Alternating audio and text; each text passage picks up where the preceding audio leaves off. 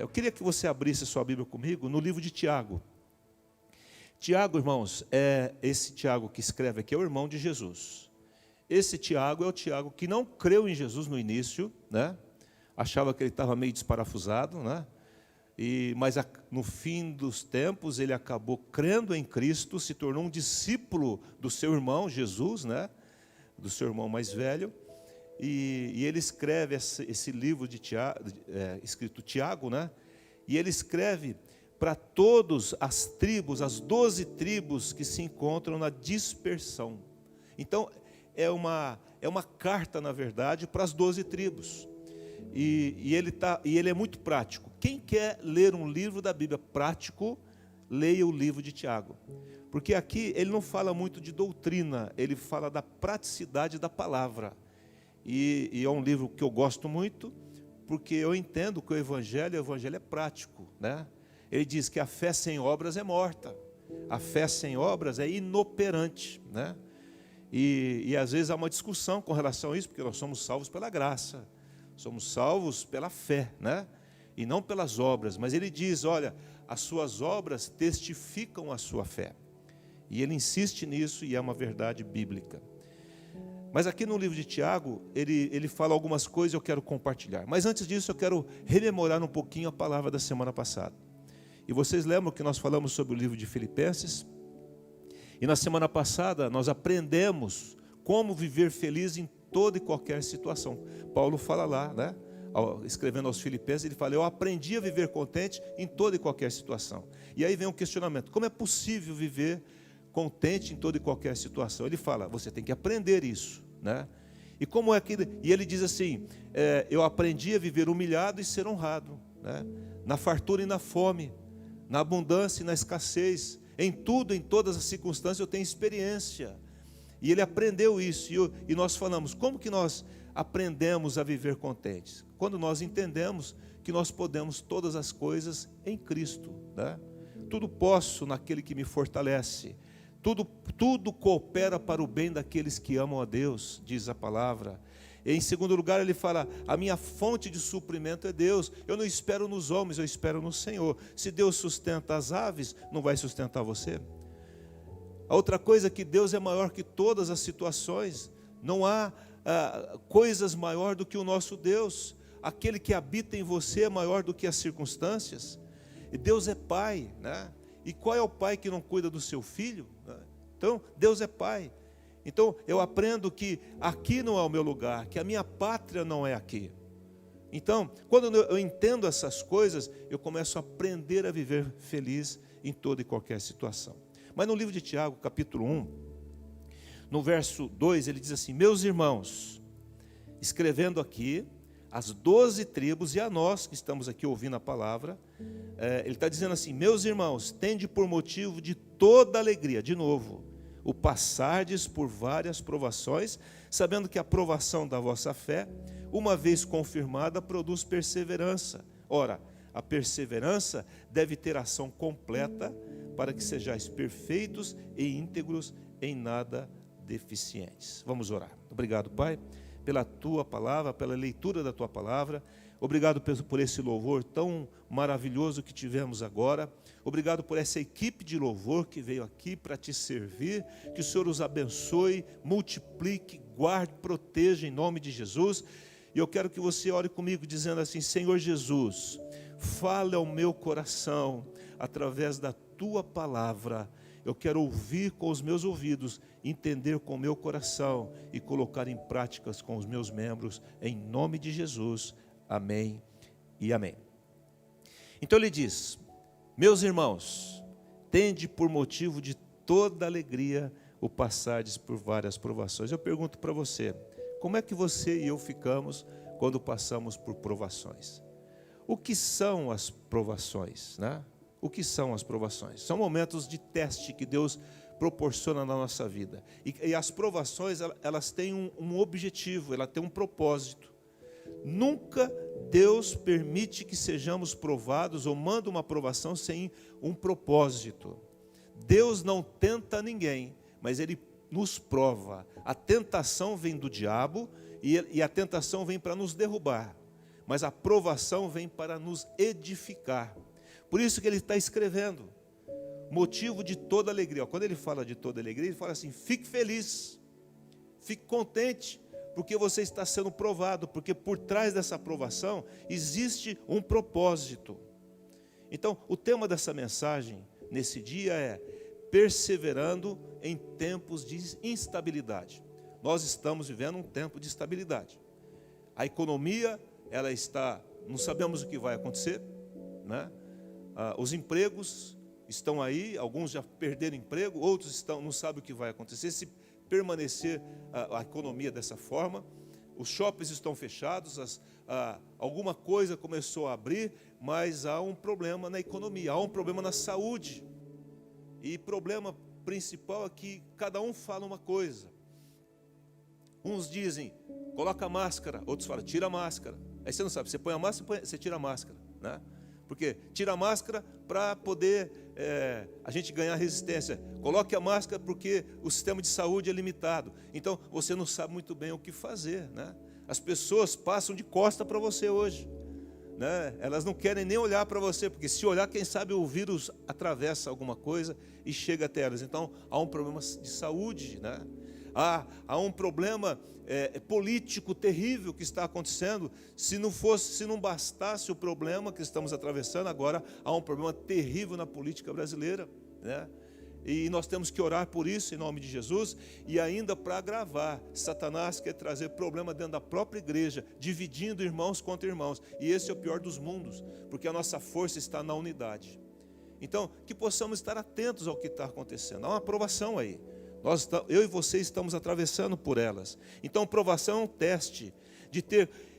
Nós temos que ter consciência. A provação é mostrar as nossas fraquezas, para que a gente seja mais forte, para nos conhecermos melhor.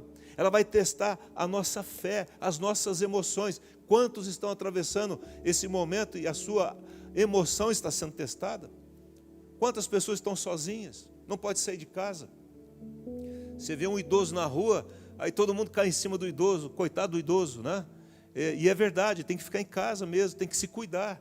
Há toda uma orientação para esse grupo de risco se cuidar, e tem que se cuidar mesmo, mas as emoções, o nosso físico está sendo testado, né? Então, o Tiago está falando que nós devemos nos alegrar nessa situação, não por ela, mas nessa situação. Por quê?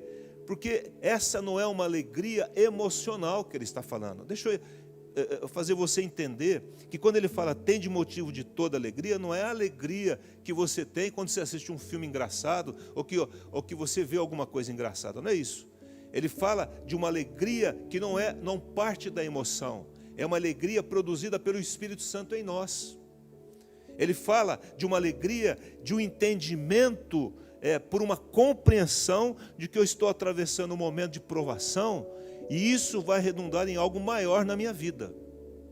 Vai acontecer algo, né? Nós estamos sendo desafiados a entrar numa dimensão maior. Essa música que nós cantamos, e vamos cantá-la novamente no final, Deus nos conclama a entrar numa dimensão além da que nós estamos vivendo agora. Deus nos chama a isso, Deus nos convoca a isso nesses dias. E queridos, eu quero dizer para você, se nós não entendermos isso e entrarmos numa dimensão espiritual maior do que nós estamos vivendo, nós não suportaremos isso, porque nós não sabemos quando isso vai acabar, até onde isso vai. É interessante que em Atos capítulo 5, os apóstolos começam a fazer muitos milagres, sinais, prodígios, expulsar demônios, as pessoas, a coisa está acontecendo, está havendo um avivamento tremendo, até que isso gera inveja dos sacerdotes, inveja. E aí eles levam os apóstolos à prisão, porque eles não conseguiam fazer aquilo que os discípulos, que os apóstolos estavam fazendo, então eles tentaram coibir aquilo ali, prendendo eles. Por inveja, diz a Bíblia. Depois você leia lá em Atos capítulo 5. E lá no versículo 40, ele diz assim, os sacerdotes, né, chamando os apóstolos, açoitaram-nos. Olha só, eles apanharam ali, fisicamente falando, açoitaram-nos, ordenando-lhes que não falassem em o nome de Jesus, e os soltaram.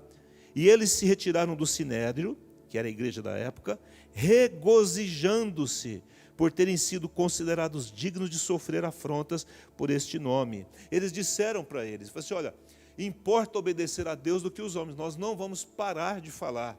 Então, eles deram uma chicotada neles e mandaram embora. Em vez de sair lamentando com a dor da chicotada, eles saíram felizes. Que alegria era essa? Foi essa? É uma alegria do entendimento de que o Senhor estava sendo glorificado através da vida deles.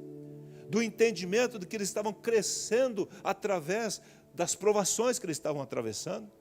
De que falar do amor de Jesus vai nos provar de alguma forma. A Bíblia diz que aqueles que querem viver piedosamente serão perseguidos. Ora, a piedade leva à perseguição. Ora, se não há perseguição, porque não está havendo piedade. Quantos de nós somos perseguidos por alguma coisa? A gente tenta não ser, a gente tenta dar uma ajeitada para não ser escorraçado de um lugar ou de outro, ou ser evitado por alguém, mas na verdade a nossa vida cristã nos leva à perseguição. Isso não é masoquismo, essa alegria em meio à provação, ao sofrimento, ou eles se consideraram, regozijaram-se por serem dignos de sofrerem por Jesus. Isso não é masoquismo, está além do natural, né? E nós, nesse tempo que nós estamos atravessando de instabilidade, é tempo de provação, mas é tempo de crescimento. Então, o que nós temos é que entrar numa dimensão maior em Deus. Não dá mais para nós vivermos uma vida mais ou menos. Olha, irmãos, eu vou dizer algo. Alguns dizem que essa situação veio para ficar. Outros dizem o seguinte, é mais uma situação, daqui a pouco tudo volta ao normal. Seja o que for, mas eu acho que nós temos que, e a minha pensamento e a orientação que eu dou para você, é um tempo em que o Senhor nos chama, nos conclama a sair de uma vida mais ou menos, de sair de uma vida cristã morna, acomodada, e entrarmos num nível maior de vida com Deus, uma vida no Espírito, uma vida de sobrenatural. O que eu tenho visto e ouvido aqui é que várias pessoas, inclusive nós, temos tido o privilégio de comunicar Jesus para pessoas que nós não conseguiríamos comunicar antes. Em que alguns jovens estão indo lá no Parque Uziel, orando por pessoas enfermas, estão sendo curadas. O Senhor está fazendo. Se não tivesse isso, não estaria indo lá. Então Deus pega o problema, a maldição, e transforma para nós que somos cristãos em bênção, em milagres, em sinais, prodígios e maravilhas. Então nós temos que nos levantar e entrar nessa dimensão maior em Deus, e esquecer dos debates que tem por aí, e entender que somos igreja profética para abençoar as pessoas, para abençoar as famílias. Então é tempo de mudança. Eu tenho que mudar, é momento de crescimento em Deus, é momento de amadurecimento. A provação nos leva à maturidade, à experiência. Então, essas situações que estamos atravessando, ela acaba sendo uma bênção para nós, apesar de ser muito difícil. Amém? Jesus falou lá em João 16, no mundo passais por aflições, mas tende bom ânimo, porque eu venci o mundo. Então, a palavra que eu quero dar para você, olhando para os seus olhos agora. Jesus disse, vocês vão passar por aflição. Jesus nunca disse que teremos uma vida no mar de rosas. Por mais que a gente deseje e queira isso, ele falou assim, vocês vão passar. Passar é início e fim dela. Isso vai passar. Mas tem de bom ânimo, eu venci o mundo. Então, se você está em Cristo, você já venceu o mundo em Cristo Jesus também. Então, descansa nisso. Então, vamos canalizar, queridos. Presta atenção no que eu vou falar agora, em nome de Jesus. Vamos canalizar todos os nossos esforços em buscar a Deus, em oração, em jejum, na palavra. Não tem mais o porquê, não tenho tempo de ler a Bíblia. Nós temos tempo sim de ler Bíblia. Agora nós temos. Porque o home office virou aí uma constante em todo o mundo. E há quem diga que muito do home office não volte mais. Vão ficar trabalhando em casa. E aí eu me organizo em casa e paro um tempo na presença de Deus, em leitura da palavra, em oração. Eu posso jejuar na minha casa.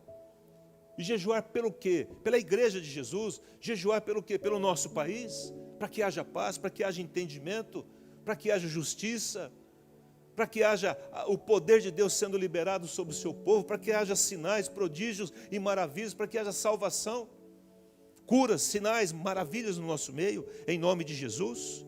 Nós temos que mergulhar na presença de Deus, mergulhar mais em Deus, para que Ele possa nos dar discernimento de como viver, de forma que o agrade nesse tempo de situações tão difíceis que estamos atravessando. Em Cristo, nós somos mais do que vencedores. Em Cristo, nós temos todo o subsídio necessário para vivermos uma vida que agrade o Senhor. Segundo lugar, versículo 3, aí Tiago capítulo 1. Sabendo que a aprovação da nossa fé, ou da vossa fé, uma vez confirmada, ou seja, é uma possibilidade, é uma oportunidade. Esse confirmado está falando de oportunidade, possibilidade de produzir o quê? Perseverança. Diga comigo, perseverança. Provação tem como propósito gerar perseverança. E se é uma coisa que nós precisamos, é de perseverança. Quantas pessoas estão desprovidas das bênçãos de Deus porque não perseveraram? Estávamos aqui sentados com os jovens aqui ontem à tarde, apareceu um homem alcoolizado. Me parece que a igreja é lugar de pessoas viciadas, e é mesmo, né? O homem sentou na nossa roda, ficou sentadinho ali, disse que não tinha pão para comer no outro dia, fomos lá, compramos, demos para ele, e aí ele virou para mim e citou o livro de Isaías. Ele falou assim: eu já preguei na igreja tal, e preguei até para o líder daquela igreja. Eu falei: é mesmo? É? E ele falou assim: sabe, nós estamos escritos nas mãos de Deus, olha só. E Ele não esquece de nós. E eu disse para ele assim: o que aconteceu com o senhor para o senhor chegar nesse ponto? Ele falou assim: foram muitas situações. E aí ele levantou e foi embora. O que são essas situações? Por que esse homem chegou até ali? Não estou julgando esse homem, irmãos. Eu estou dizendo que ele não conseguiu perseverar devido às circunstâncias. Quais são as circunstâncias que nos levam a desistir? E por que desistimos de algumas coisas? Porque a Bíblia diz que nós seremos provados para o nosso bem. E o propósito da aprovação é gerar em nós perseverança. Pessoas maduras não desistem. E a aprovação nos leva à maturidade. Você entende isso? Olha, nessa vida, eu e você estamos sendo testados todos os dias na nossa perseverança. Se vamos continuar ou não. Ou se vamos desistir ou não. O Senhor nos conclama, em nome de Jesus, a perseverar. Perseverança fala de estabilidade, de constância, de tolerância, de não desistir. É interessante que o povo de Israel ficaram 40 anos andando no deserto. Por quê? Porque não perseveraram. Toda uma geração foi enterrada no deserto. Presta atenção. Porque eles não perseveraram. Entrou apenas daquela geração Josué e Caleb, apenas. Nem Moisés entrou devido a uma circunstância. Não porque ele desistiu, mas porque ele errou num determinado momento. Quantas pessoas estão ficando no deserto, enterradas no deserto porque não perseveraram? Como é que está, irmão? Estou no deserto. E aí? Vai sucumbir no deserto ou vai atravessar o deserto?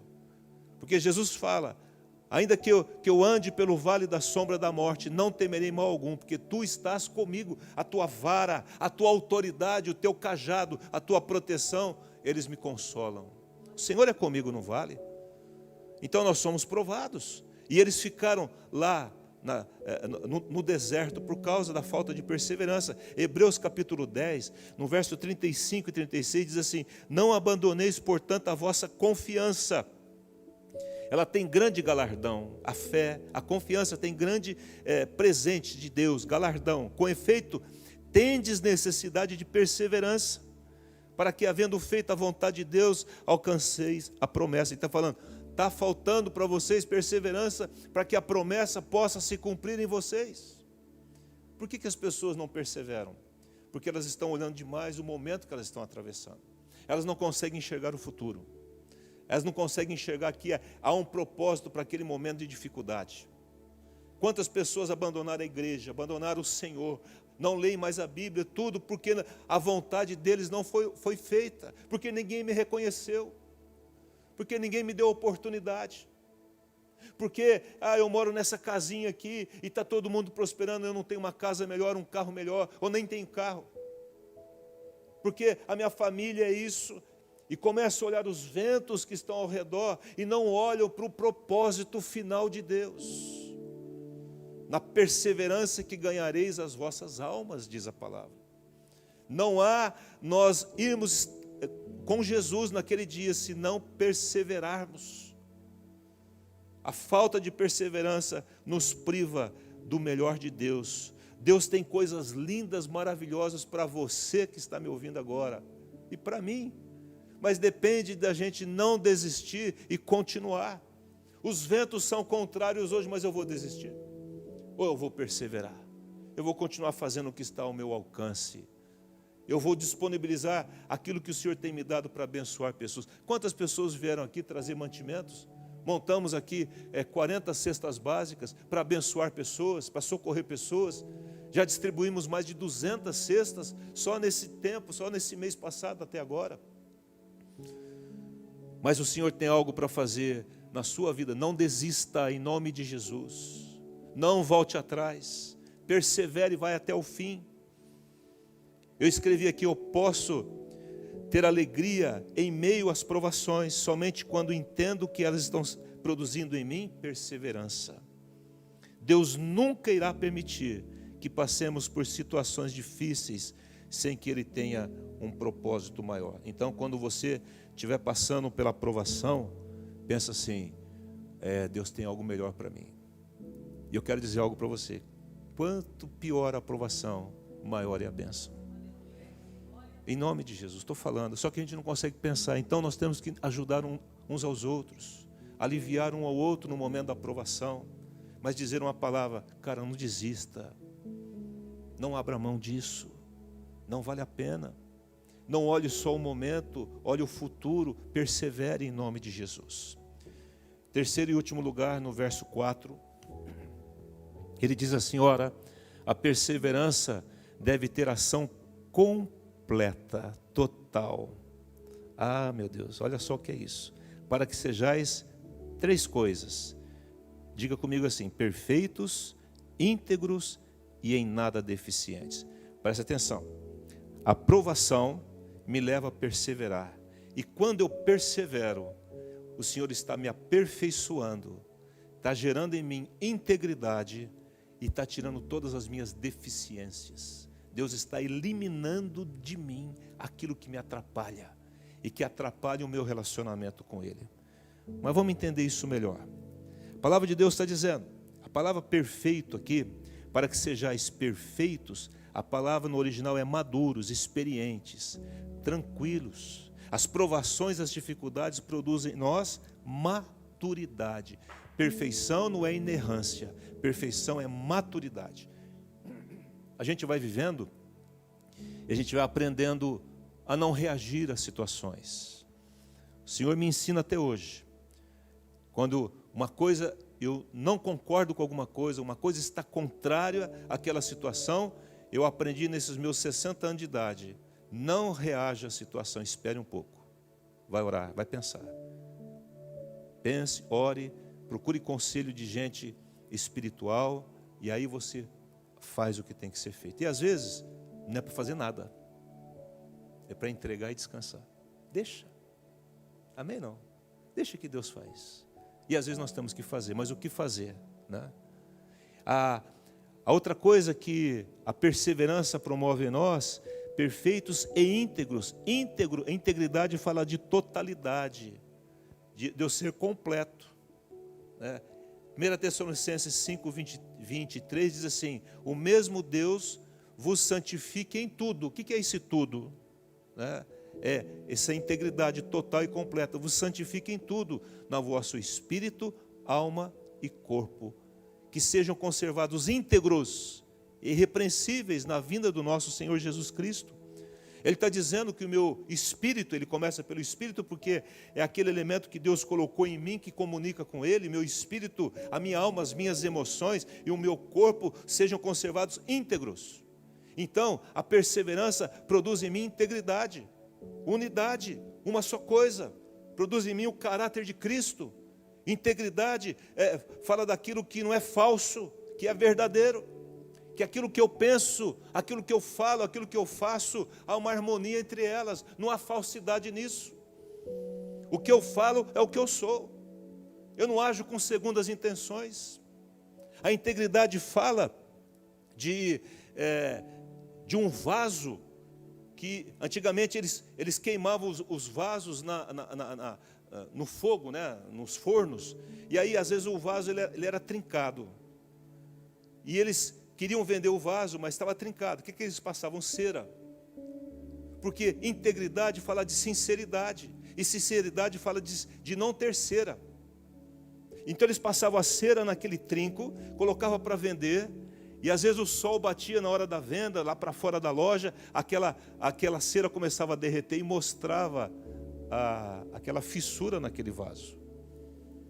Integridade fala de você ser aquilo que você realmente é. E não ter medo de sê-lo. Ah, mas eu vou ser assim, vão me rejeitar. Seja.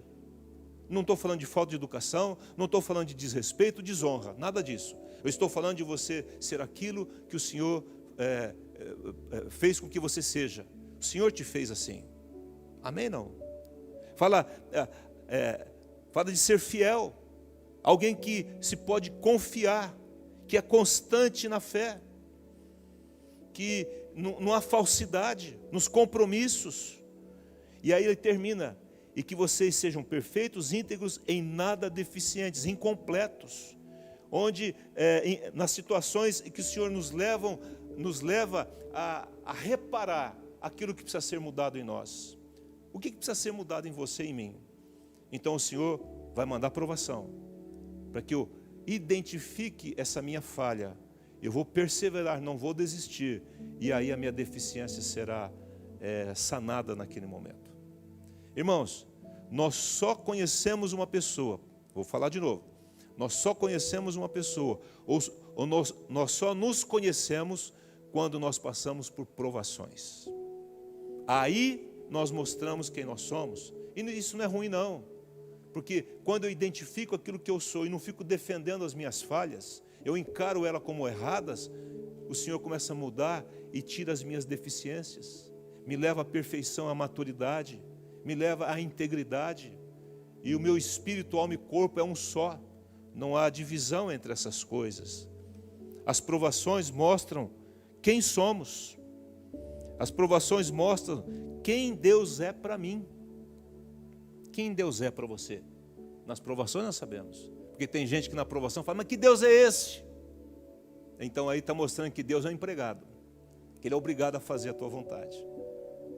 Mas Jó, no momento da provação, ele adorou a Deus. Então quem é Deus para mim? É o Senhor.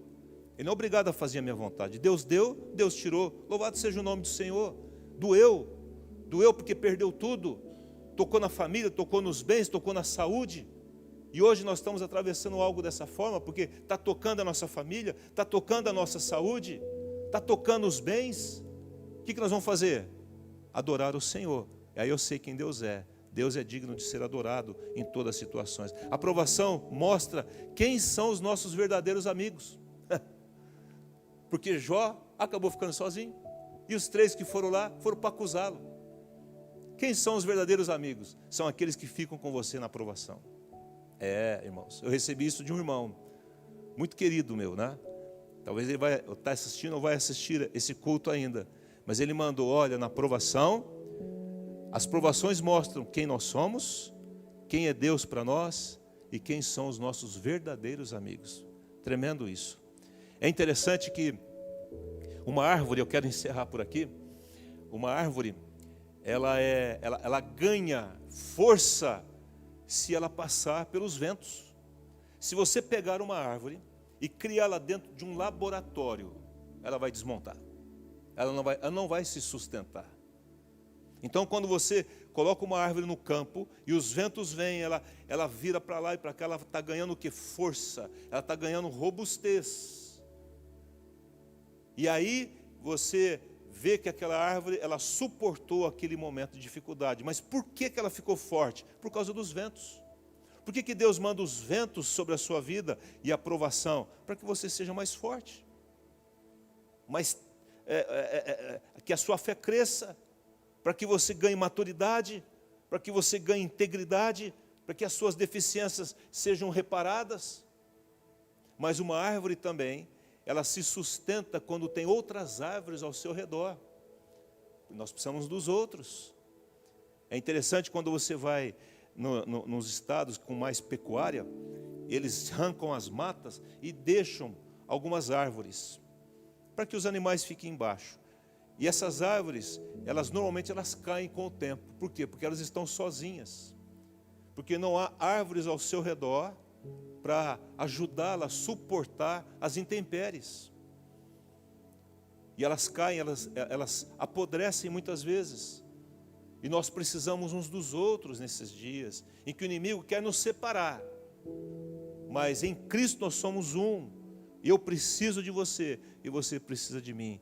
Ore por mim e eu vou orar por você. Amém? Não? Então, esse princípio da árvore, guarde no seu coração. Quando você passar pelos ventanias da vida, fala assim: Deus está fazendo dessa árvore, que está plantada junto ao ribeiro de águas, uma árvore mais forte, mas eu estou no meio da comunhão dos santos, em nome de Jesus.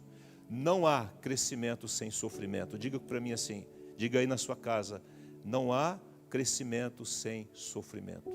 Nós crescemos porque nós passamos por provações. Amém? Provação, perseverança. E aí nós vamos adquirir, sejamos perfeitos, íntegros, em nada deficientes. Quero terminar com duas coisas apenas. Primeira coisa, tenha paciência nesse tempo.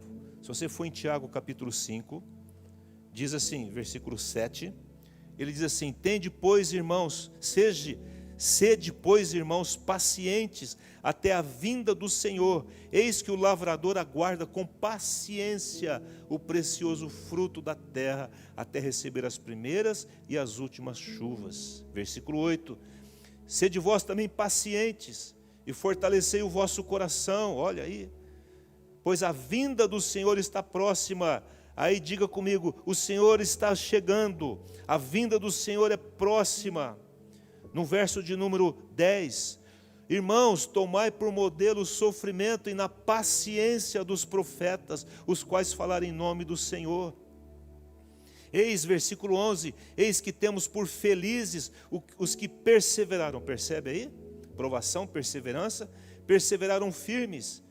Tendes ouvido a paciência de Jó, e viste o fim que o Senhor lhe deu, porque o Senhor é cheio de terna misericórdia e compassivo. Ah, meu Deus, Deus é um Deus afetuoso, carinhoso, compassivo. Ele quer cumprir as nossas necessidades. Só nesses versículos que lemos, ele fala 5 vezes sobre paciência. Então, diga com você mesmo agora: eu preciso ter mais paciência. Eu tenho que ter paciência, porque a perseverança exige paciência. Sem paciência você não persevera.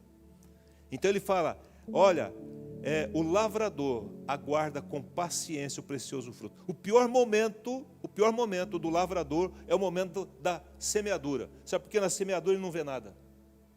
Ele joga a terra, ele cobre a semente, joga a semente na terra, cobre a semente, e ele não vê nada. Ele vai ver depois, mas naquele momento é dureza.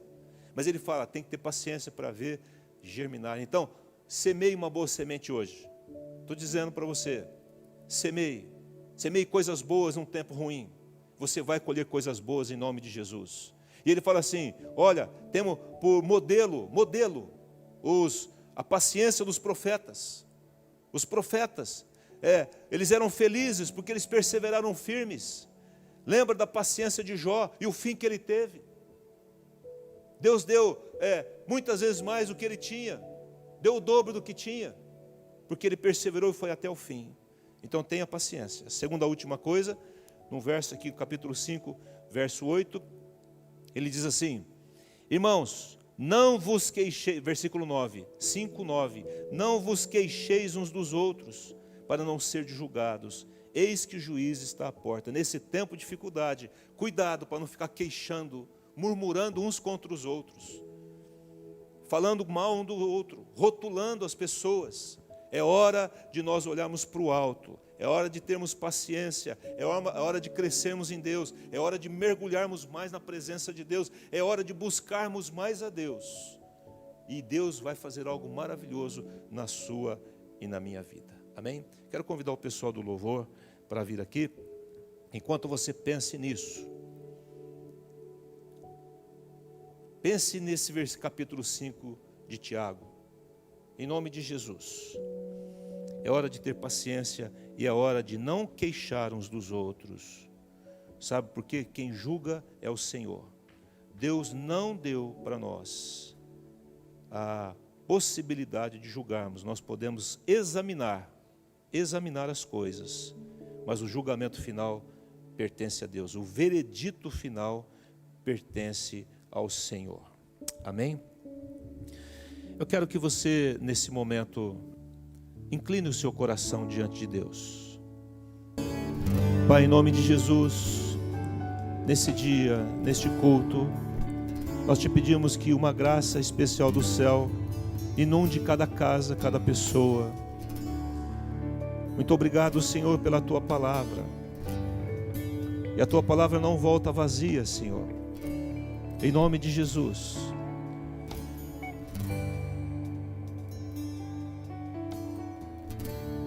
Lá em Filipenses capítulo 3, Paulo escreve: mas o que para mim era lucro, isto considerei perda por causa de Cristo. Sim, deveras considero tudo como perda, por causa da sublimidade do conhecimento de Cristo Jesus, meu Senhor, por amor do qual eu perdi todas as coisas, e as considero como refúgio para ganhar a Cristo. Que nesse dia, nesse momento, você esteja fazendo essa mesma oração, essa mesma consideração. Entregue-se totalmente a Cristo, totalmente. Os ventos são contrários, a provação está aí. Como vencer essa provação? Como passar? Como perseverar nesse tempo de instabilidade? Em nome de Jesus, Pai, eu quero pedir que nesse momento haja uma revelação, um entendimento de que só passaremos por isso bem, felizes. Tende por motivo de toda alegria o passar pela pandemia, se pudermos falar assim, porque a provação, ou esse momento de pandemia, uma vez confirmado, produz perseverança, e a perseverança deve agir completamente em nós, para que sejamos perfeitos, maduros, íntegros, para que acertemos o nosso caráter, e nada deficientes. E Paulo diz: eu considerei tudo como perda para alcançar Jesus. Que faça essa oração. Por amor do qual perdi todas as coisas.